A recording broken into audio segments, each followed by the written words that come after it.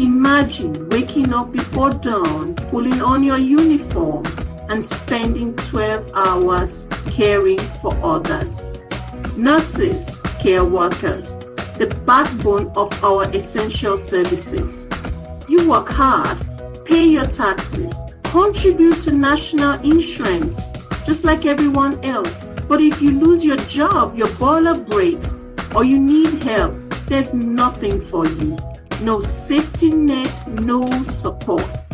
This is the reality for hundreds of thousands of migrant skilled workers in the UK. We invited them here, needed their skills, and they pay into a system that promises support, except for them, that promise is empty. They're taxpayers without the rights of taxpayers, systematically excluded from the very support their money funds. It's a hidden two-tier system.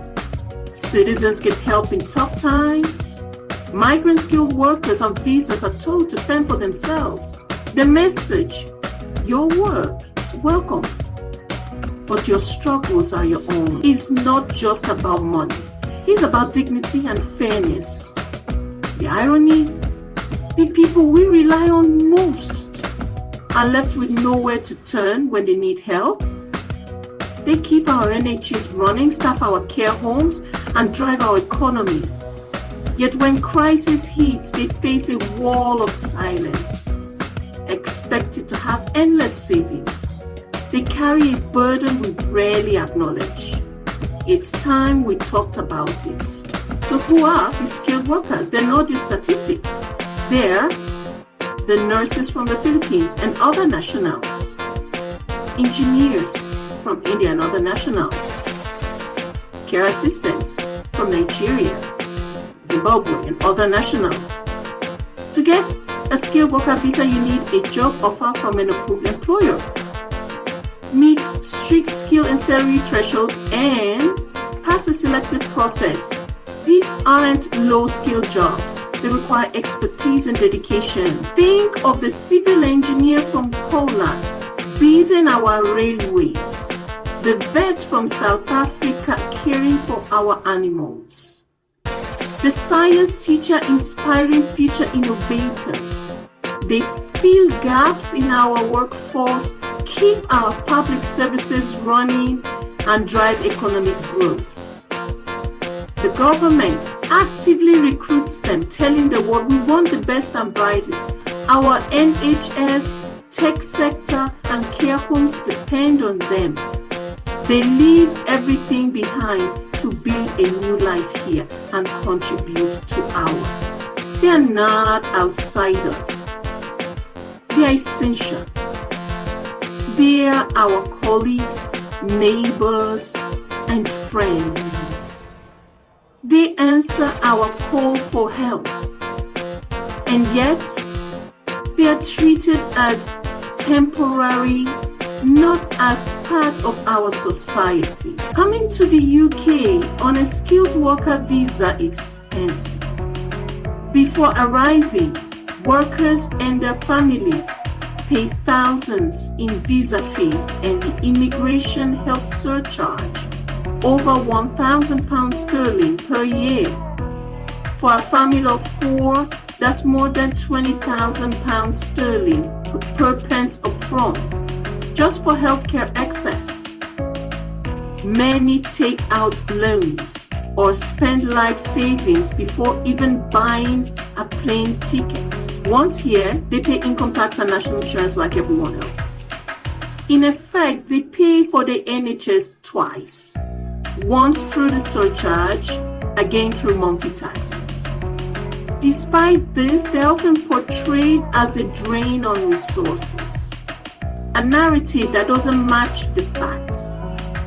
A migrant skilled worker earning the minimum salary threshold pays thousands in taxes each year. Over 5 years, their total contribution is immense. They're not just filling jobs.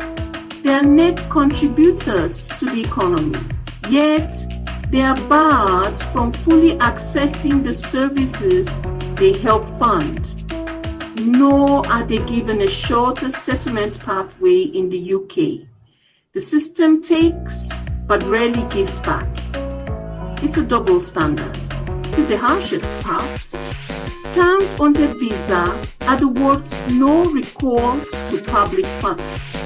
It means no universal credit, no housing benefit, no child benefit, no safety net at all. If they lose their job, get sick, or face a crisis, they're on their own. The state they help fund is legally required to turn them away. The idea is that migrants should be self-sufficient, but life is unpredictable.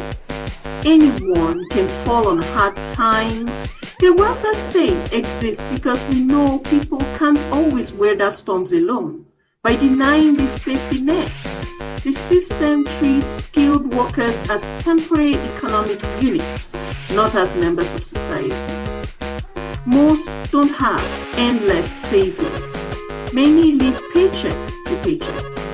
When crisis hits, they rely on food banks, friends, or fall into debt. The stress and anxiety are immense. One piece of bad luck can mean destitution for them and their family. It's a rule that punishes the most vulnerable and is largely invisible. The pressure on these workers is relentless. High fees, no safety net, and demanding jobs create a storm of stress. Many are overworked and underpaid, especially in health and social care. They face long hours, emotional strain, and the constant fear that losing a job means losing everything. This makes them vulnerable to exploitation, afraid to speak out about poor conditions. The impact on families is harsh. Children may miss out on benefits like free school meals, adding to financial stress. Imagine working full-time in a vital job but struggling to afford your child's lunch. These families contribute to our communities but are kept at arm's length. Despite it all, they keep showing up, caring for our sick, supporting our elderly, keeping services running. Their resilience is remarkable, but it comes at a personal cost. They subsidize our public services with their taxes and their well-being. The price they pay goes far beyond money. Is this system fair? We invite people to do essential jobs, take their taxes, charge huge fees, then deny them support when they need it most. The UK is competing globally for talent. If we're seen as unwelcoming, we'll lose out to countries with fairer systems. Burning out the people we need most isn't sustainable. It hurts our economy and public services. There are likely solutions. Relax the no recourse rule for long-term taxpayers. Scrap the double NHS payment, or create an emergency fund for migrant workers and grant fewer years for settlement. These aren't radical ideas, they're about basic fairness. Ultimately, this is about who we are as a country.